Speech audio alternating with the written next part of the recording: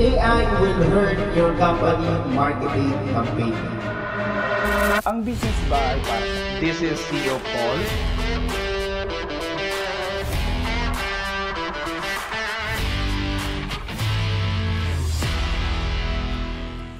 First time ko kumain sa Jollibee, no birthday ko ng 10 years old na ako nakakain sa Jollibee. Kaya siyempre sa hirap ng buhay, galing kami probinsya, just to make the story short, pumunta kami rito, 9 years old ako, sa probinsya wala namang Jollibee. Tumira kami dyan sa may Novaliches, sa may stoplight. May tito kasi ako dyan na nagtitinda ng manok. So doon kami tumira ng pangako. Nung pumunta kami dito, nasa harap kami nung mismong Jollibee. Dumating ako dito, 9 years old going to 10, siguro mga 6 months before mag 10 years old ako. Sipin mo, nasa harap ko yung Jollibee, 6 months pa ako kakain nung 10th birthday ko. Why I'm sharing this kasi nung time na yon, wala akong alam sa marketing.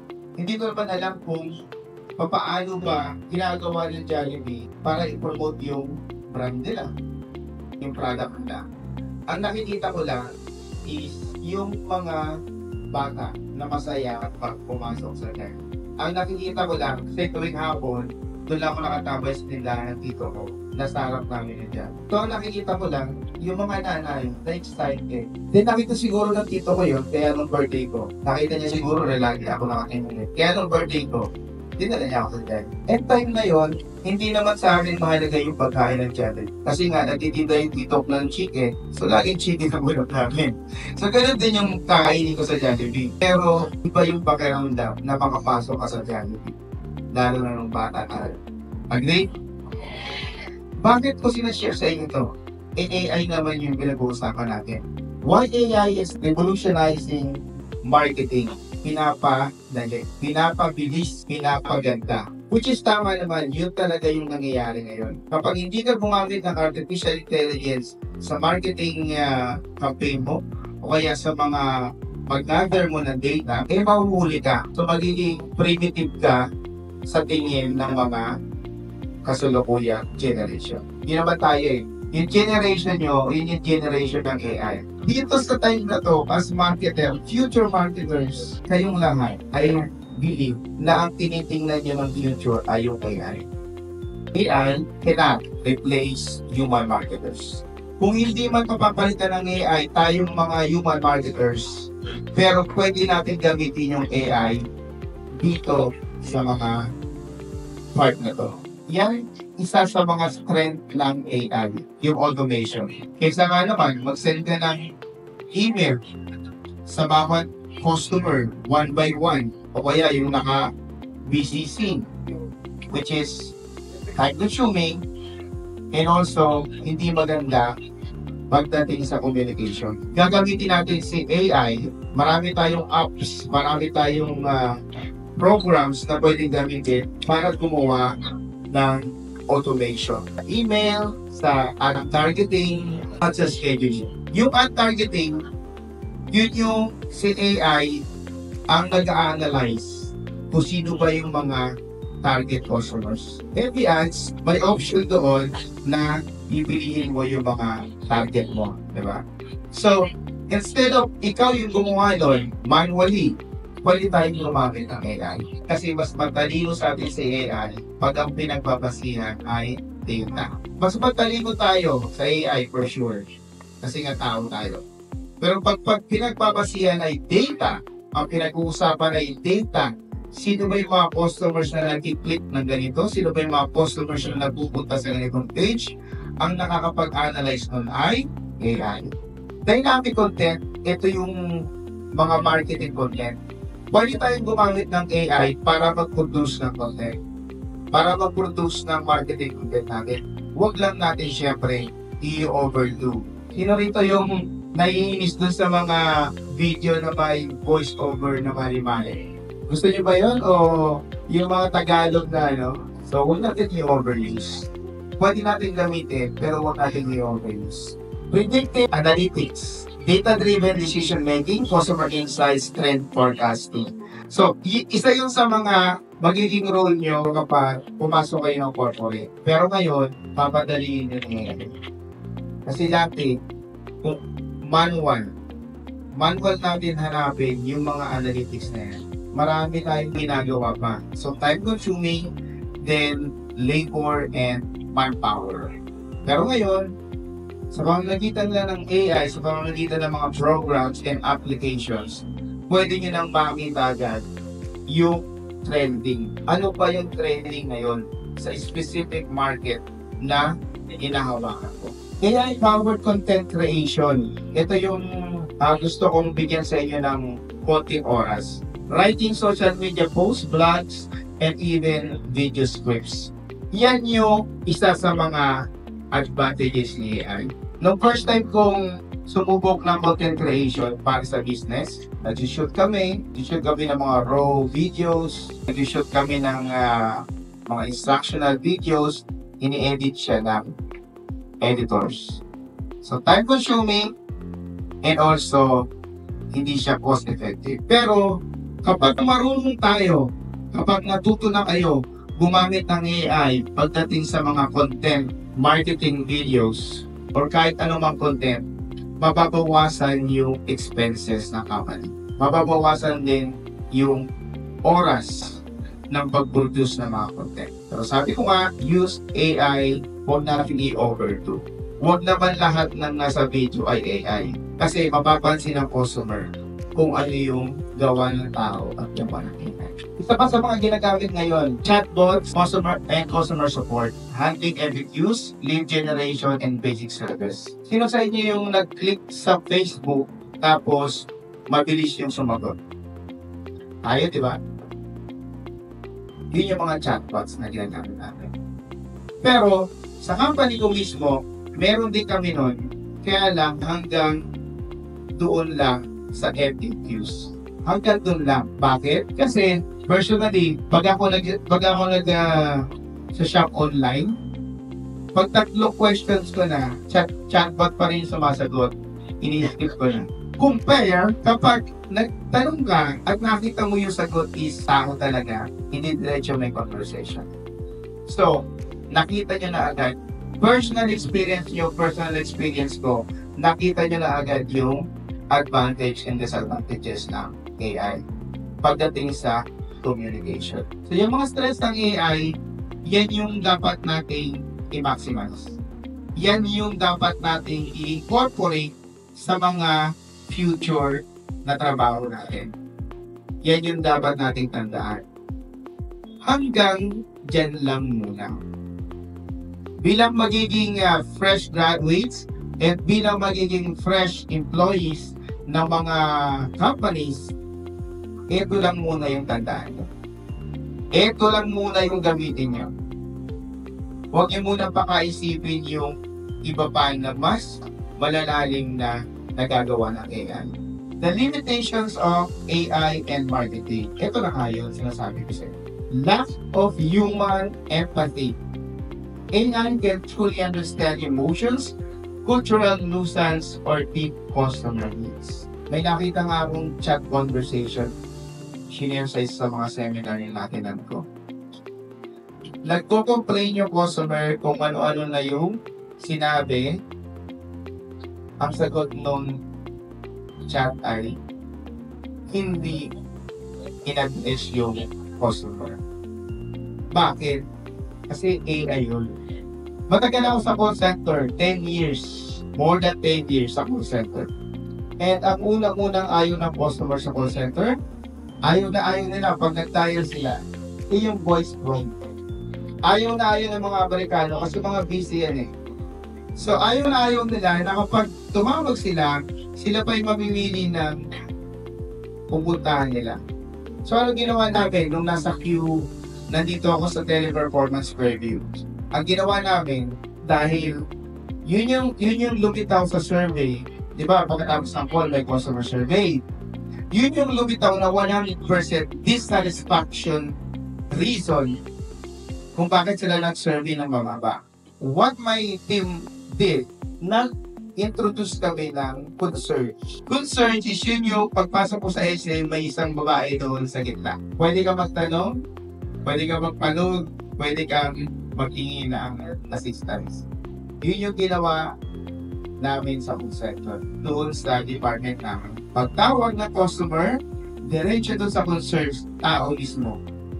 Tao mismo yung magtatanong sa kanya, at kapag yung concern niya ay pwede i-solve ng tao na yon, no? Concierge agent, isinusolve na. Pag hindi, siya mismo yung mag-transfer. By doing that, napataas namin yung customer satisfaction. Pwede tayong i-assist ng AI sa paggawa ng mga content, pero yung laman ng content, yung storytelling, dapat tayo yung gumagawa. Napansin niyo ba yung commercial ng Jollibee? Yung commercial ng Jollibee nakafocus sa product ba? Sa story. Yung commercial ng malalaking brands nakafocus sa story. Yun yung storytelling na hindi kayang ibigay ng AI.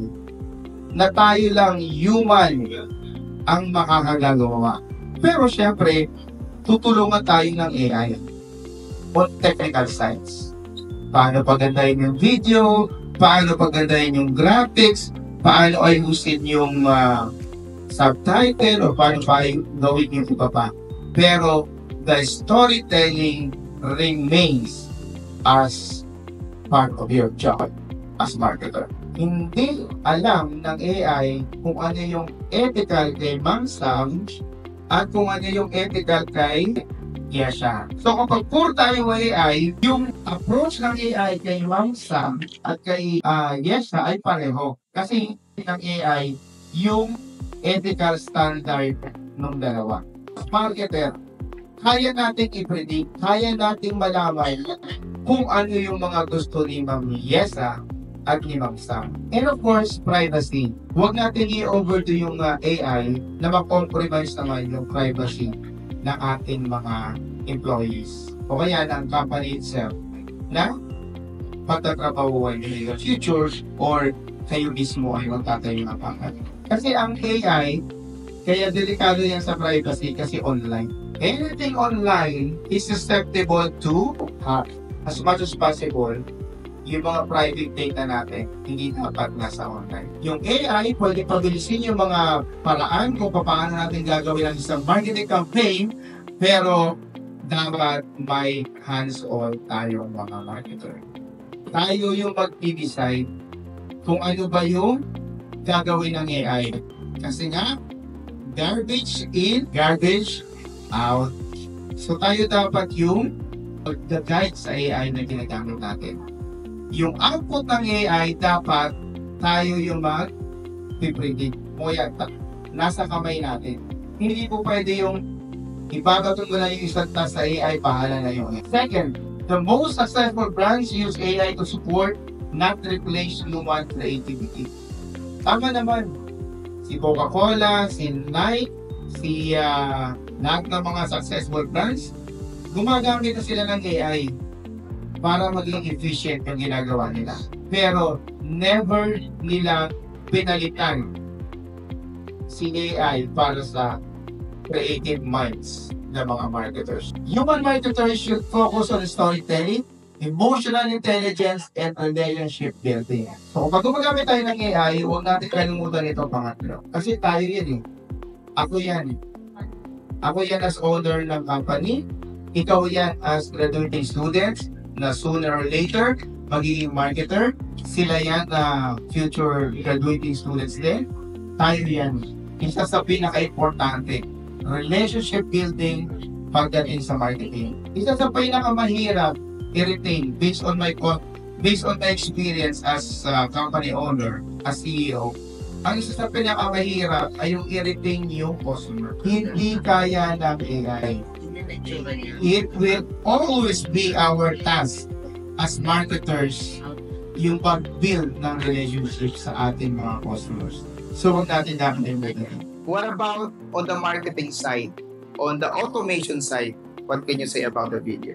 Ano yung relationship nung video na yon sa mga pinag-usapan natin? Sa video, napansin ko lang po na di ba sa ending ko, yung baby kings lady yung beginning siya. Then, nag-show siya sa kung sa bawat click po natin, parang siya na-showcase niya yung AI po behind that website na ulit. Ayun, nakuha ni Ma'am.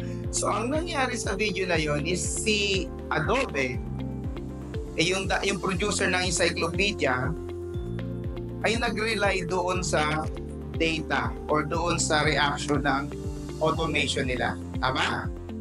Wherein, madaming orders ang pumasok. Kaya sabi ng manager, I need more trees. I need more trucks. Yun ang point. Kapag wala tayong control sa automation, pag wala tayong control sa AI, as marketers, as owner ng business, as data analyst ng isang company, as marketer, as a whole, yun yung mangyayari sa atin. Hello, magandang buhay everyone. I am Andy Avendaño, one of the participants here in seminar with Sir Paulo po. Yung natutunan ko po dito is yung human touch. Tapos po, huwag natin kakalimutan yung AI na gamitin lang siya as a tool. Pero huwag natin kakalimutan na tayo pa rin yung dapat gagawa kung paano natin mapopromote yung mga brands.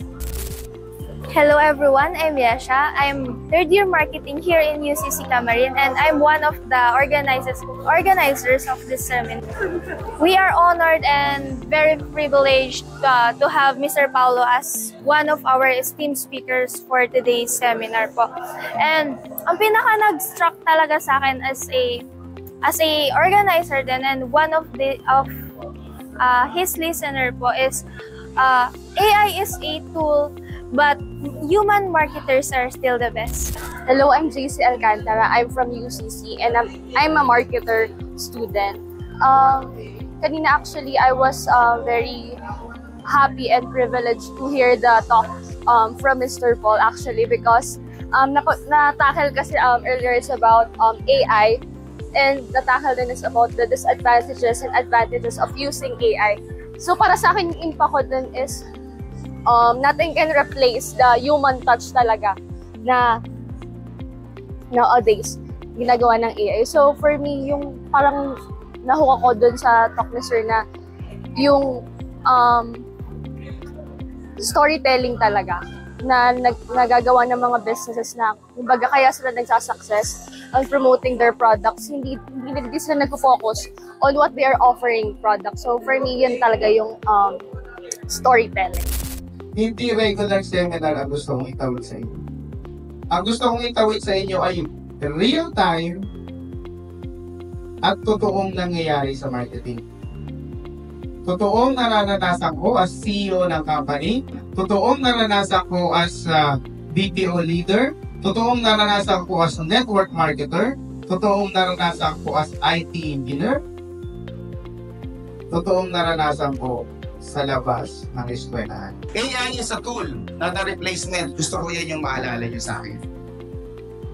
Na hindi lang ito regular seminar, na binigyan ako ng slide na i-discuss. Ang mga binanggit ko sa inyo ay personal knowledge, personal experience, lalo na yung geography. Paglabas natin dito, pagpunta natin sa real world, how will you use AI while keeping marketing human? At yan ang iiwanan ko sa inyo. Yan ang dapat niyong patunayan pag nag-apply na kayo ng trabaho. Yan ang dapat niyong patunayan pag may sarili na kayong mga business. That you yourself, as a graduate of a marketing course, and we call marketers, can use AI but keeping the marketing human.